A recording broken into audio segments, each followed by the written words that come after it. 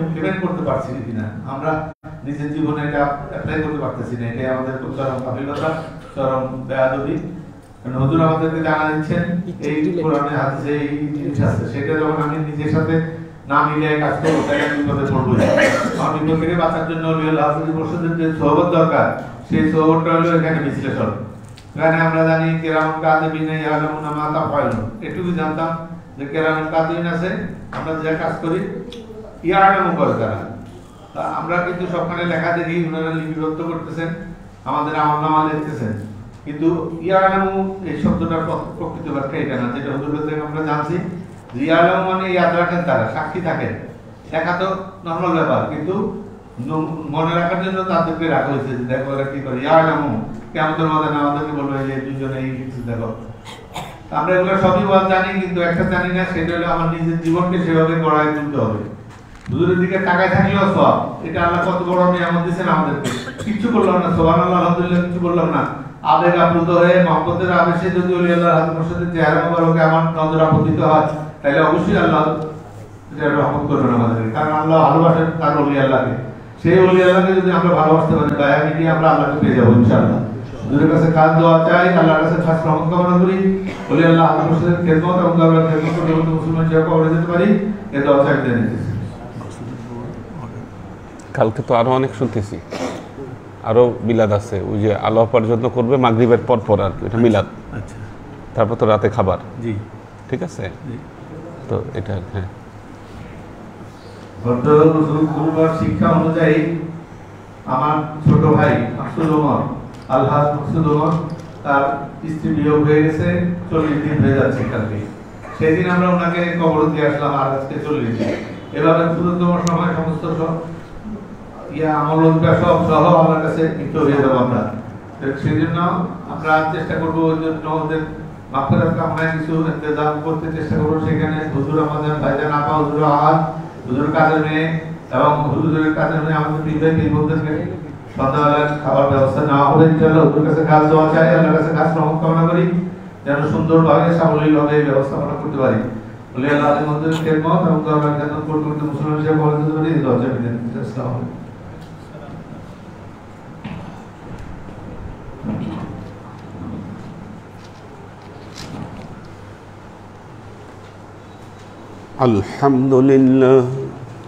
الحمد لله نحمده ونستعينه ونستغفره ونؤمن به ونتوكل عليه ونعوذ بالله من شرور أنفسنا ومن سيئات أعمالنا من يهد الله فهو المهتدي ومن يضلل فلن تجد له وليا مرشدا فنشهد أن لا إله إلا الله وحده لا شريك له ونشهد أن سيدنا وسندنا ونبينا محمدا صلى الله عليه وسلم الذي أرسله الله بالحق بشيرا ونذيرا وداعيا إلى الله بإذنه وسراجا منيرا وقال الله تعالى في كلامه المجيد وفرقانه الحميد ما كان محمد أبا أحد من رجالكم ولكن رسول الله وخاتم النبيين وكان الله بكل شيء عليما إن الله وملائكته يصلون على النبي يا أيها الذين آمنوا صلوا عليه وسلموا تسليما صلى الله على محمد صلى الله عليه وسلم صلى الله على محمد صلى الله عليه وسلم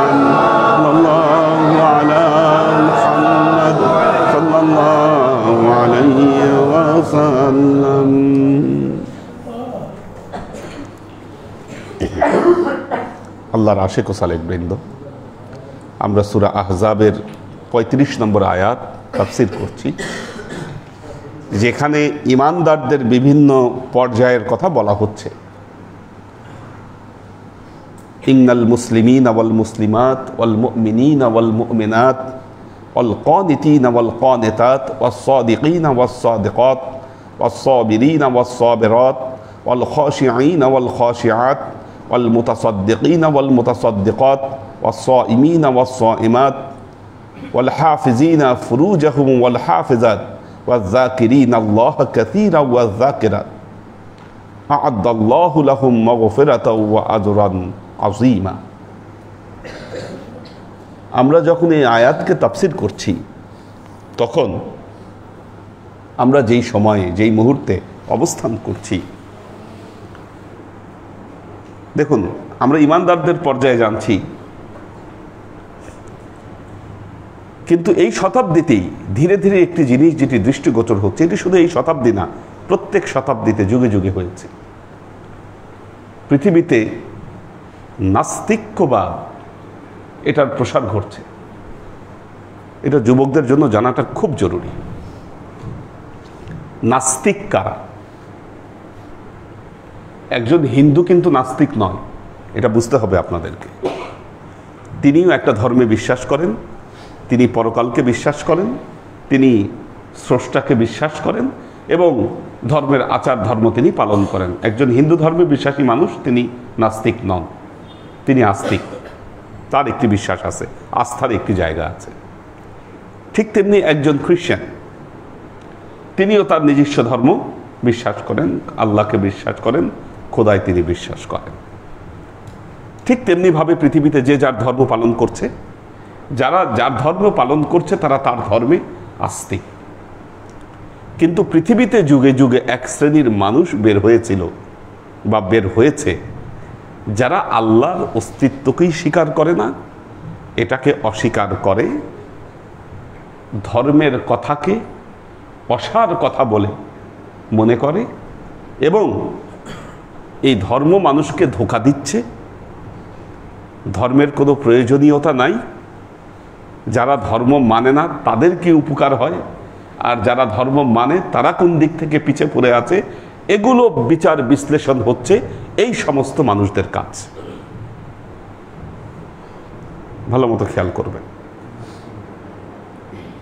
মক্কার কুরাইশ যারা ছিল, আল্লাহ নবীর সাথে যারা যুদ্ধ করেছে, তারাও কিন্তু নাস্তিক ছিল না। মক্কার কুরাইশরা তো নাস্তিক ছিল না, তারাও আস্তিক ছিল। তারা তাদের সেরকি ধর্মে তারা বিশ্বাস করত। তাদের ধর্ম বিশ্বাস সেরকি বিশ্বাস ছিল, পৌত্তলিকতার বিশ্বাস তাদের মধ্যে ছিল, পৌত্তলিক ধর্মে তারা বিশ্বাস করত। আল্লাহ নবীর সাথে তারা যুদ্ধ করেছে, কিন্তু তারাও তাদের ধর্মের জন্য যুদ্ধ করেছে, মুসলমানরা মুসলমানদের ধর্মের জন্য যুদ্ধ করেছে। কেন তারা ধর্মের জন্য যুদ্ধ করলো? কারণ ধর্মের মর্মার্থ তারা বুঝতো না, তারা জানত না। যুগে যুগে মিস ইন্টারপ্রিটেশনের কারণে একটি জিনিস দেখবেন, আমরা প্রতি ওয়াক্তে নামাজে আমরা সূরা ফাতিহা তেলাওয়াত করি, শেষ লাইনে বলি গায়রিল মাগদুবি আলাইহিম ওয়ালাদ-দাল্লিন, আমাদেরকে মাগদুব বানায়েন না, আমাদেরকে আপনি পথভ্রষ্টও করিয়েন না। তো মাগদুব এবং দাল্লিন দুটো জিনিস থেকে আমরা আল্লাহর কাছ থেকে পানা চাই। জ্ঞান থাকার পরেও যারা পথভ্রষ্ট হয় তাদেরকে মাগদুব বলে, জ্ঞানহীনতার কারণে যারা পথভ্রষ্ট হয় তাদেরকে দাল্লিন বলে। ঠিক আছে, এদেরকে দাল্লিন বলা হয়। এই দুই প্রকার অবস্থা থেকে আমরা আল্লাহর কাছে পানা চাই। কিছু লোক ধর্মীয় জ্ঞান থাকার পরেও তারা পথভ্রষ্ট হয়ে যায়, তার মধ্যে ধর্মজ্ঞান আছে, ধর্মীয় জ্ঞান আছে, তারপরেও তারা পথভ্রষ্ট। যুগে যুগে হয়েছে, মানুষ ভুল পথে হেঁটেছে, ধর্মের ভুল ব্যাখ্যা করেছে। কি আবার কিছু কিছু মানুষ ধর্মীয় জ্ঞান না থাকার কারণে তারা পথভ্রষ্ট হয়েছে। পৃথিবীতে এর নজির আছে। কিন্তু নাস্তিক যারা, মনে রাখবেন এরা সরাসরি আল্লাহর শত্রু, এরা সরাসরি আল্লাহর শত্রু, ধর্মের শত্রু, এরা নিকৃষ্ট, এবং কাল কিয়ামতের ময়দানে এরা কারুন, ফেরাউন, হামান এদের যে পরিণতি হয়েছিল এই সমস্ত লোকের সাথে এরা অবস্থান করবে। এরা হলো অভিশপ্ত, এক কথায় এই সমস্ত লোক হচ্ছে অভিশপ্ত। সরাসরি তারা, দেখুন শয়তান, এই পৃথিবীতে দুই ধরনের শক্তি বিরাজমান, এটা জানেন কিনা? দুই ধরনের শক্তি আছে, একটা হোয়াইট, একটা ব্ল্যাক। এটা আমরা সবাই জানি, একটা হোয়াইট, একটা ব্ল্যাক। ব্ল্যাকের শক্তি কোত্থেকে আসলো? আল্লাহ যখন শয়তানকে অভিশপ্ত ঘোষণা করলেন, শয়তান আল্লাহর কাছে আরজ করলেন, শয়তান আল্লাহর কাছে আরজ করলো, রব্বি আনজিরনি, পবিত্র কোরআনে এসেছে যে আল্লাহ আমার এত ইজ্জত সম্মান আপনি দিয়েছিলেন, আমি মুআল্লিমুল মালাইকা, আজকে আমাকে আপনি ঘাট ধরে বের করে দিচ্ছেন। আপনার এত শান বরকত, এটা কি উচিত যে আপনি আমাকে খালি হাতে বের করে দিলেন? আপনি আমাকে কিছু দেন, দিয়ে বের করেন। কি বললেন? রব্বি আনজিরনি। আল্লাহ বললেন ফাইন্নাকা মিনাল মুনজারিন, যাও তুই যা চাইলি আমি তোকে দিয়ে দিলাম। দিয়ে দিল আল্লাহ শয়তানকে। পেয়েই বলল লা উগাইয়িয়ান্নাহুম আজমাইন, আমি অবশ্যই অবশ্যই, আমি অবশ্যই অবশ্যই আল্লাহ তোমার যে বান্দা রয়েছে এদেরকে আমি পথভ্রষ্ট করার চেষ্টা করব। আল্লাহ বললেন ইল্লা ইবাদিনাস সালিহিন, পথভ্রষ্ট করতে পারবা কিন্তু আমার সালিহিন বান্দাদেরকে কখনো পথভ্রষ্ট করতে পারবা না।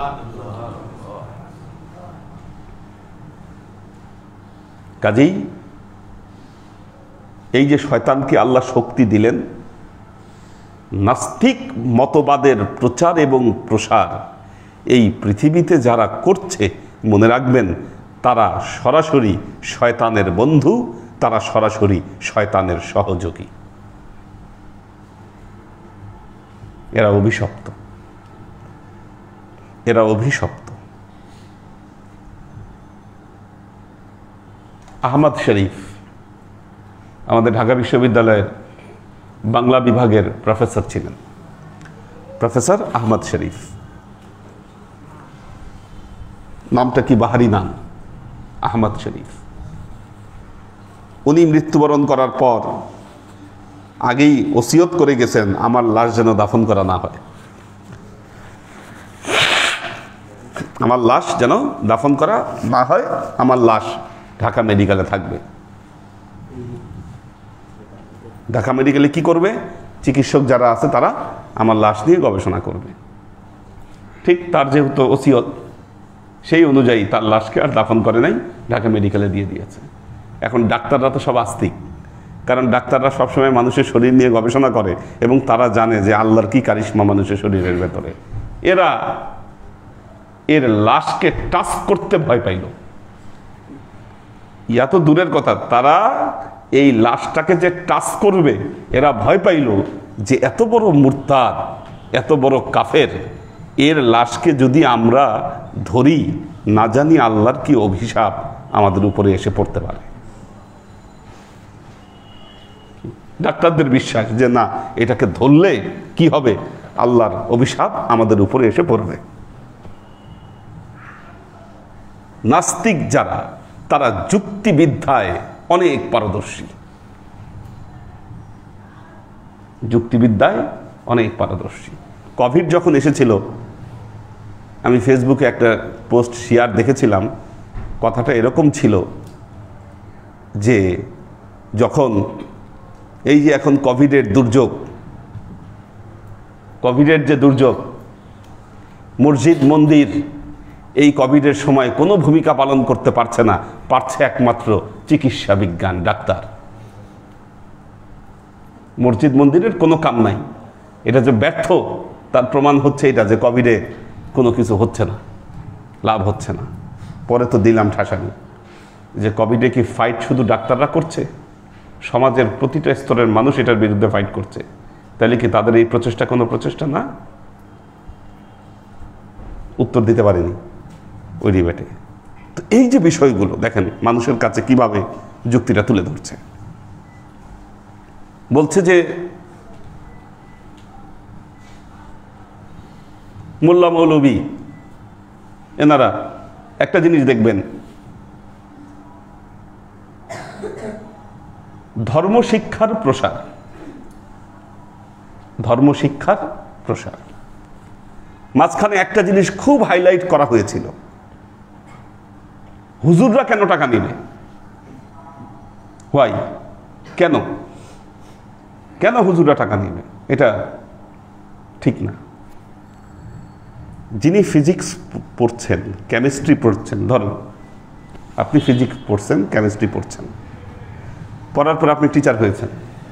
এখন যিনি ফিজিক্সের টিচার, যিনি কেমিস্ট্রির টিচার, তিনি যখন ফিজিক্স এবং কেমিস্ট্রি পড়াচ্ছেন ক্লাসে, ক্লাসে পড়ানোর বিনিময়ে তিনি কি টাকা নেন না?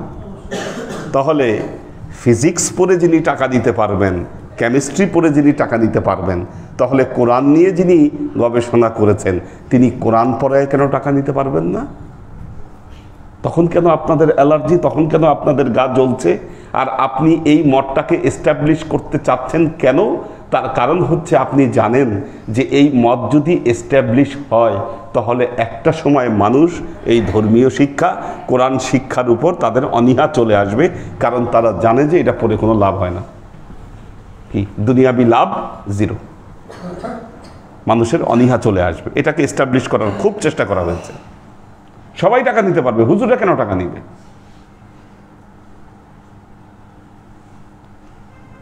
তো এই যে ধর্মের এম্পাওয়ারমেন্ট, আমি বললাম তো মিয়ানমার আমি যে গিয়েছিলাম অদ্ভুত এক দেশ দেখেছি, যেখানে ওদের যে ভিক্ষু এবং মং যারা আছে তাদের যে পাওয়ার, মানে এম্পাওয়ারমেন্ট যাদেরকে বলে, এরা যে গাড়ি ইউজ করে এই গাড়ির আলাদা নাম্বার প্লেট, লোকজন যেন সতর্ক থাকে দেখে। তো আল্লাহর আশেক ও সালেক বৃন্দ, আমাদের দেশেও এই নাস্তিক মতবাদ, দেখুন এই নাস্তিক মতবাদের প্রচার এবং প্রসারের চেষ্টা করা হচ্ছে, যার প্রতিফলন হচ্ছে আমাদের প্রাথমিক যে শিক্ষা ব্যবস্থায় যে কিছু বইয়ে যে কিছু তথ্য, যেমন এক হচ্ছে ডারউইনের theory of evolution. Theory of evolution শুধু ইসলামিক থিওরি নয়, প্রত্যেক ধর্মকিতাব বিরুদ্ধ থিওরি এটি। থিওরি অফ এভলিউশন এটা যে শুধু মুসলিম ফিলোসফিতে যে থিওরি অফ এভলিউশন প্রত্যাখ্যাত হয়েছে তা নয়, পৃথিবীর সমস্ত ধর্মকিতাব বিরোধী হচ্ছে থিওরি অফ এভলিউশন। পৃথিবীর কোনো ধর্ম এটাকে স্বীকার করেনি, আর স্বীকার করেনি বলেই যুগে যুগে এটাকে প্রত্যাখ্যান করেছে। আচ্ছা, থিওরি অফ এভলিউশন যদি আপনি মেনে নেন তাহলে প্রবলেমটা কোথায়? প্রবলেমটা হলো মানুষের সৃষ্টি হয়েছে বানর থেকে, তাই তো, বা বন মানুষ থেকে, বা ওই জীবের এভলিউশন ঘটে ঘটে ঘটে ঘটে একটা পর্যায়ে। এটা যদি আপনি মেনে নেন তাহলে আমাদের আদি পিতাকে হযরত আদম আলাইহিস সালাম, পবিত্র কোরআন যাকে নবী হিসেবে স্বীকৃতি দিয়েছে, তিনি অত্যন্ত জ্ঞানবান ব্যক্তি ছিলেন। আপনি থিওরি অফ এভলিউশন মেনে নিলে মা হাওয়া আলাইহিস সালাম এবং হযরত আদম আলাইহিস সালামের কল্পনায় দুটো বানর ভেসে উঠবে যাদের লেজ ছিল। কি নাউজুবিল্লাহ, এটা কি আপনি স্বীকার করতে পারবেন? বলেন, কি ওনারা তাহলে বানর ছিল?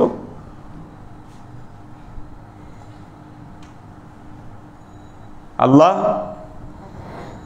আদমকে কিভাবে সৃষ্টি করা হয়েছে পবিত্র কোরআনে স্পষ্টভাবে সেটির বর্ণনা দিয়েছেন। ওয়া ইয ক্বালা রাব্বুকা লিল মালাইকাতি ইন্নী জাইলুন ফিল আরদি খলিফা।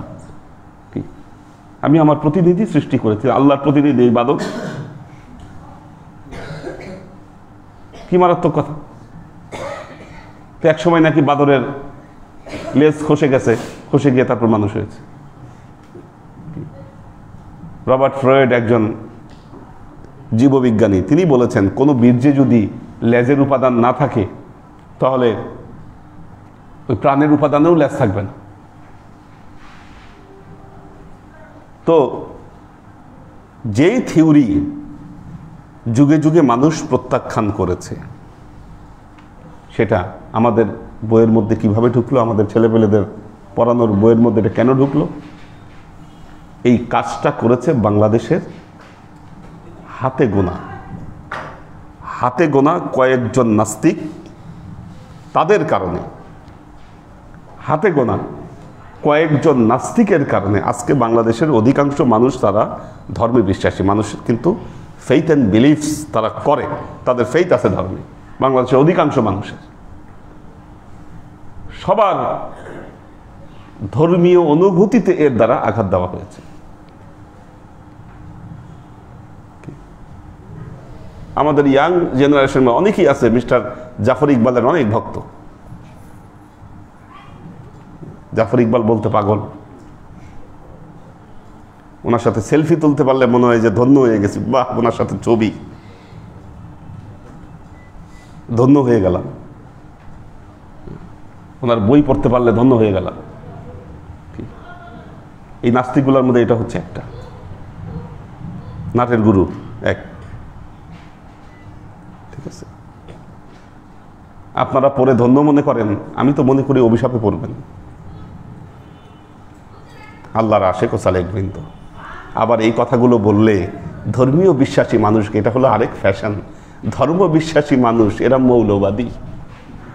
কি সুন্দর একটা গালি, দমায় রাখার একটা উপায়, মৌলবাদী।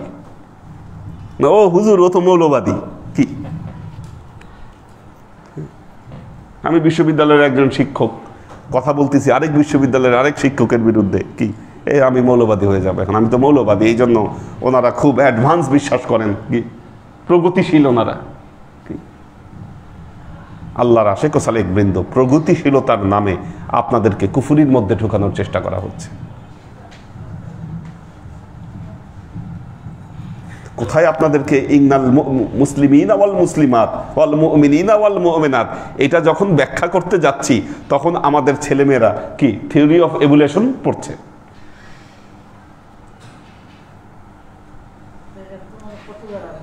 কিসের বলে প্রতিবাদ আসে নাই? সারা দেশ প্রতিবাদ হচ্ছে, সারা বাংলাদেশের মানুষ অস্থির হয়ে গেছে এটা নিয়ে। আর এটা বাদ হয়ে যাবে, এটা থাকবে না, বাতিল করবে তো। এটা রাখার কোনো উপায় নাই। এই জিনিস গুটি কয়েক মানুষের ষড়যন্ত্রের কারণে এটা হয়েছে, গুটি কয়েক মানুষের। কাজেই ইয়াংদেরকে বলি, আজকে যেহেতু যুবকদের ক্লাস, তোমরা জীববিজ্ঞান পড়বা, থিওরি জানবা, কি দর্শন জানবা, পৃথিবীতে বহু রকম দর্শন আছে, সব ধরনের দর্শন পড়বা, কিন্তু সেগুলো পড়তে হবে বিশ্বাসীর চোখে, নট অবিশ্বাসীর চোখে। বিজ্ঞান মানুষের ভেতরের বিশ্বাসকে সুদৃঢ় করে। বিজ্ঞানের সাথে ধর্ম কখনোই সাংঘর্ষিক নয়। যারা এই সাংঘর্ষিক পর্যায়ে আনতে চায়, মনে রাখবেন তারা হচ্ছে আল্লাহর শত্রু, ধর্মের বিরুদ্ধে তারা ষড়যন্ত্রকারী। কিছু কিছু মানুষ এটাকে সাংঘর্ষিক পর্যায়ে আনতে চায় যে না, ধর্ম আর বিজ্ঞান এ দুটো সাংঘর্ষিক। যুগে যুগে চেষ্টা করা হয়েছে।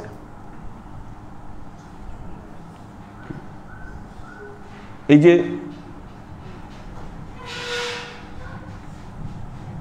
সোভিয়েত রাশিয়ায় যে মতবাদ গড়ে উঠল,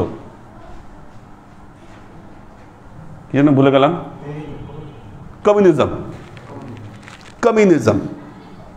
পৃথিবীতে এক সময় কমিউনিজম তো সারা ফেলে দিয়েছিল। আপনারা জানেন, আপনারা দেখে থাকবেন,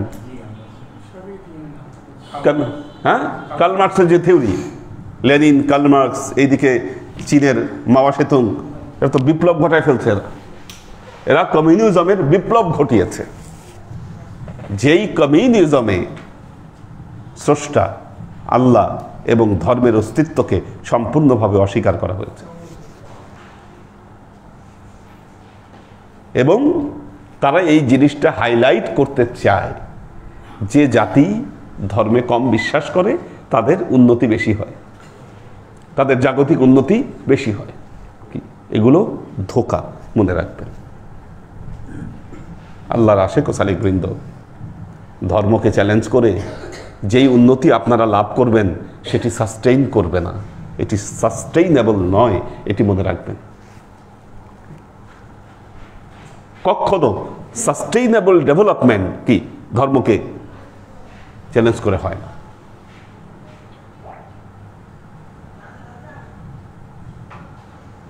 আপনি বইয়ের প্রচ্ছদে ছবি দিয়েছেন, মেয়েদের পেট বের করা ছবি, ছেলেদের মাথায় হ্যাটওয়ালা ছবি। কমপক্ষে বাংলা সংস্কৃতি যদি আপনি ভালোবাসেন, ঠিক আছে, বাঙালিরা তো এভাবে কাপড় চোপড় পরে না, কি বাঙালিদের তো একটা আলাদা সংস্কৃতি আছে তো, কি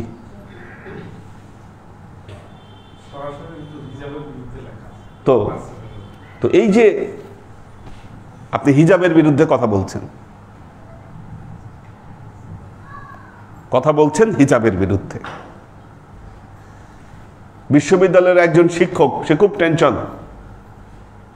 বিশ্ববিদ্যালয় উচ্চতর মাদ্রাসায় পরিণত হচ্ছে, এটা তার টেনশন। মাদ্রাসা হয়ে যাচ্ছে বিশ্ববিদ্যালয়। তো মাদ্রাসা হয়ে যাওয়ার কারণে হিজাবওয়ালা মেয়েরাও বৃদ্ধি পাচ্ছে। দেখুন, আমাদের বিশ্ববিদ্যালয়ে একসময় মাদ্রাসা বোর্ডে অনেক নকল হয়েছে, আমরা দেখেছি সেই পরিস্থিতি, প্রচন্ড নকল হয়েছে একসময়। এখন কিন্তু মাদ্রাসা বোর্ডে নকল হয় না, নকল কিছু অনেকটা কন্ট্রোলে চলে আসে। এখন নকল কন্ট্রোলে চলে আসার কারণে এদের বেসিক ভালো হয়ে গেছে। যখন মাদ্রাসার ছাত্র বাড়তে শুরু করলো, তখন মাদ্রাসার ছাত্ররা যেন সব সাবজেক্টে চান্স না পায়, বিশ্ববিদ্যালয় একটা শর্ত জুড়ে দিল যে তাদের 200 মার্কসের ইংলিশ থাকতে হবে, 200 বা 300 মার্কস না কি জানি একটা শর্ত জুড়ে দিল, যে ওরা এই ইংলিশ পড়ে আসে না। 2-1 বছর ধরা খাইলো মাদ্রাসার ছেলেপেলেরা। তারপর তারা কি করলো, ওই অপশনাল হিসাবে এরা ইংলিশ পড়া শুরু করলো। এখন ইংলিশ পড়া শুরু করাতে ওই শর্ত তো আর টিকতেছে না, না থাকার কারণে আবার দেখা যাচ্ছে যে মাদ্রাসার স্টুডেন্ট এখন প্রবল আকারে। কারণ এই বছরই বা গত বছর মনে হয়, কারণ এবার তো অনেকগুলো ভর্তি কাছাকাছি হয়েছে ওই যে সেশন জটের কারণে। তো একটা ভর্তিতে আমি দেখলাম যে আরবি ডিপার্টমেন্টে 110টা সিট, যে কল পর্যন্ত ডাকা হয়েছে ভর্তি হয়েছে মনে হয় কত 22 বা 24 জন। কারণ আরবি ডিপার্টমেন্টে মাদ্রাসার স্টুডেন্ট ছাড়া অন্য কোনো স্টুডেন্ট ভর্তি করে না। আর মাদ্রাসার স্টুডেন্ট যেগুলো আছে ভালো ভালো, সব অন্যান্য সাবজেক্টে চলে গেছে, আরবিতে ভর্তি হওয়ার মতো কেউ নাই। আমাদের ফার্সি ফিল আপ হয়ে গেছে, কিন্তু আরবি ফিল আপ হয়নি। পরবর্তীতে 4000 সিরিয়ালের মধ্যে এসে তারপরে ফিল আপ করতে হয়েছে, কারণ মাদ্রাসার ছেলেপেলেরা অন্যান্য ভালো সাবজেক্টে চলে গেছে। তো আপনি হিজাবের বিরুদ্ধে লিখবেন, আমরা তো এটা দাবি করি যে বাংলাদেশে সকল ধর্ম সকল মতের মানুষ এখানে বসবাস করে, ঠিক কিনা? তাহলে সকল মত এবং সকল ধর্মের মানুষের যদি এখানে সমানভাবে বসবাসের অধিকার থাকে, কারো ড্রেস কোডের ব্যাপারে আঘাত করার কোনো ক্ষমতা আপনার নাই। কি আমরা কি কোনো হিন্দুদের ধুতির ব্যাপারে কোনো কথা বলতে গেছি? হিন্দু মেয়েরা মাথায় কেন সিঁদুর দেয়, আমরা কি এটার বিরুদ্ধে কোনো কথা বলতে গিয়েছি? বলেন, আমরা বলেছি কি না বাংলাদেশে? বা এটা তারা করতে পারবে না, কি এটা তো আমরা বলতে যাই নাই। তাহলে মাথায় হিজাব দেখলে আপনার এত চুলকাই কেন? কোথায় চুলকানি আপনার? এই সুরসুরি আর চুলকানি এগুলো হচ্ছে শয়তানের।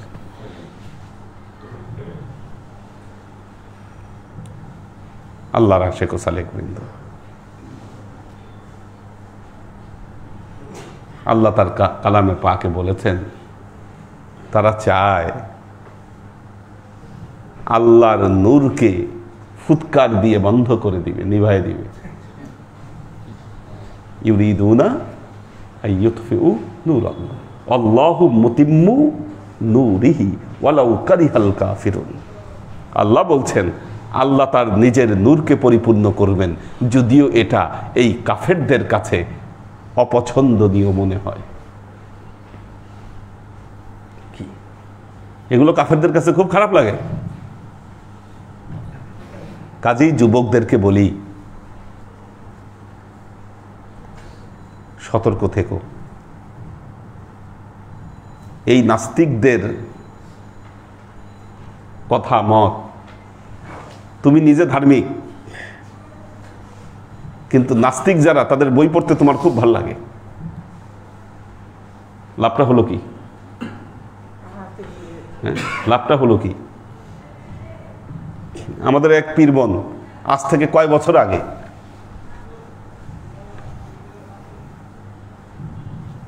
দুই 2008-09 দিকে সে জাফর ইকবালের বইয়ের খুব ভক্ত ছিল। তাকে আমি পড়তে মানা করেছি আজ থেকে কত বছর আগে, হিসাব করেন কত বছর পার হয়ে গেছে? হ্যাঁ, 14 বছর আগে। কি তখন তো এদের মুখোশ সবার কাছে উন্মোচন হয় নাই, উন্মুক্ত তো হয় নাই। 14 বছর পর জাতির সবার কাছে এদের মুখোশ উন্মোচন হয়ে গেছে। দেখেন,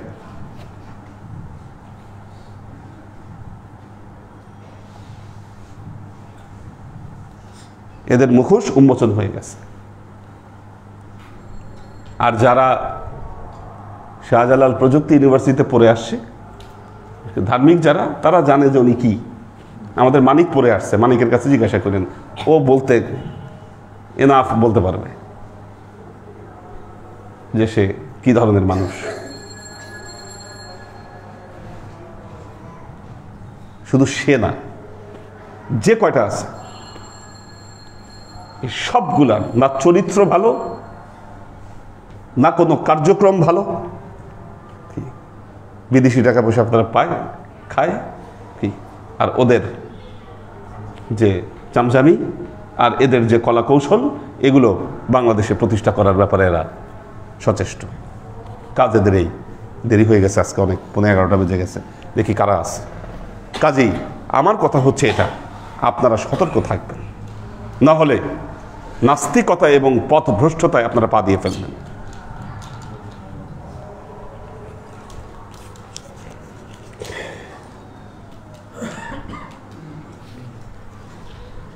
মোবাইদুর রহমান, শোয়েব খান, রায়হান জামিল বিন জয়নাল,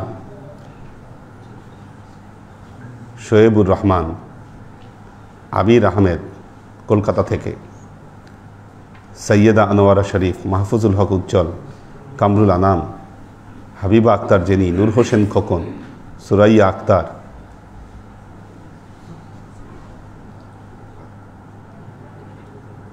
আমাদের হাসিব ভাই আছেন,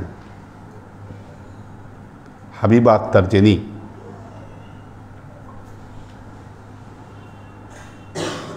মোহাম্মদ কবির, শাকির ইবনে খালিলুল্লাহ, নাদিয়া সুলতানা শিলা, মোহাম্মদ আজাদ,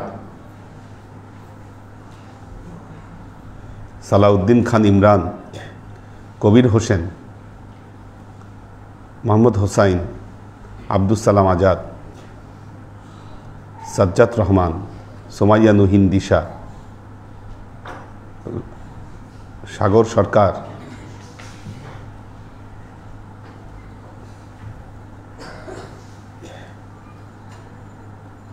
HK হানিফ, আবুল হোসেন পারভেজ,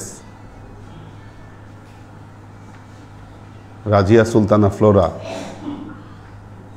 শহীদুল ইসলাম মামুন, কৈতর বিথি। আল্লাহ সবাইকে ভালো রাখুন, সুস্থ রাখুন। সমস্ত ভাই শহীদ আছে না, জি ডেভেলপ থেকে আসতো, জি, দুইবার স্ট্রোক করছে, আল্লাহ বয়স তো বেশি না, না বাচ্চা আমার তো ছোট। ও তাই তো, আল্লাহ হেফাজত করুক, আল্লাহ রহম করুক, আল্লাহুম্মা আমিন।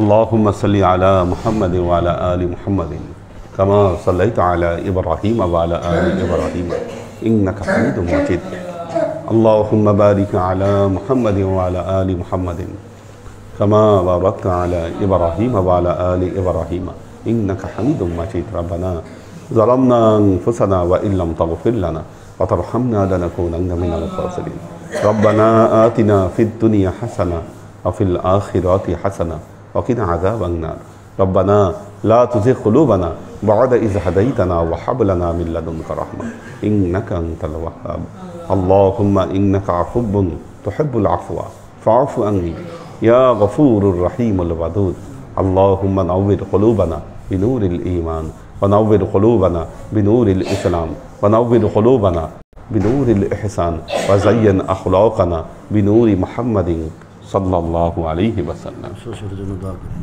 আল্লাহ হেফাজত করুন। আমার শ্বশুর ইন্তেকাল করেছেন।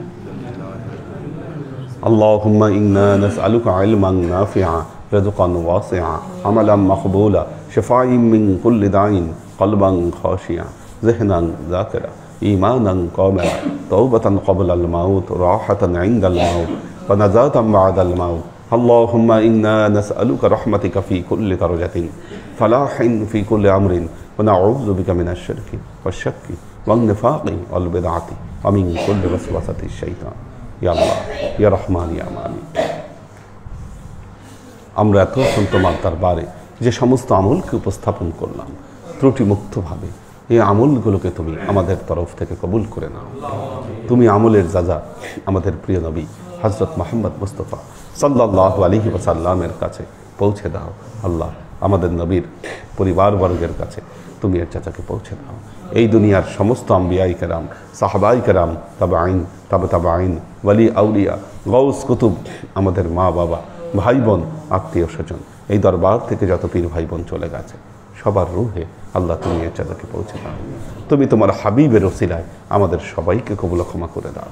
আমাদের জীবন থেকে সমস্ত অভাব অভিযোগ, বালা মুসিবত, দুঃখ কষ্ট, রোগ শোককে দূরীভূত করে দিয়ে দৃঢ় হস্তে তোমার দ্বীনের খেদমতের তৌফিক তুমি আমাদেরকে দান। আজীবন যেন তোমার হেদায়েতের পথে প্রতিষ্ঠিত থাকতে পারি সে তৌফিক তুমি আমাদেরকে দান করো। সুবহানা রাব্বিকা রাব্বিল ইজ্জাতি আম্মা ইয়াসিফুন সালামুন আলাল মুরসালিন আলহামদুলিল্লাহি রাব্বিল আলামিন ওয়াজআল আখির কালিমাতিনা ইনদাল মাউত লা ইলাহা ইল্লাল্লাহ মুহাম্মাদুর রাসূলুল্লাহ।